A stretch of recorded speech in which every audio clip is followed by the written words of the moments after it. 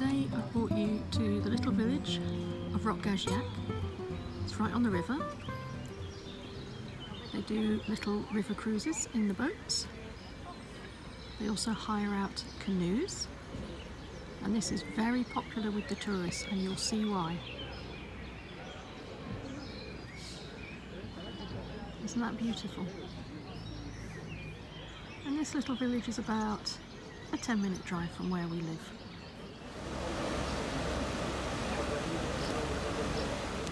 Il a acheté une fille de Madagascar qui a 50 ans.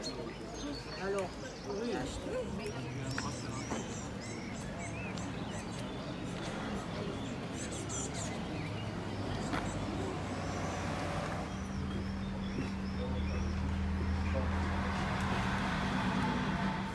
You can walk up through the village and then the views are pretty spectacular.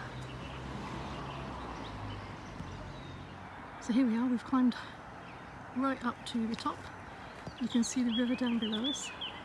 It's quite a steep climb, probably puffing and panting a bit. You can see the rocks and how steep they are. There's cliff edges reaching all the way down to the river. And in the distance, in the far distance, just on the horizon, another chateau.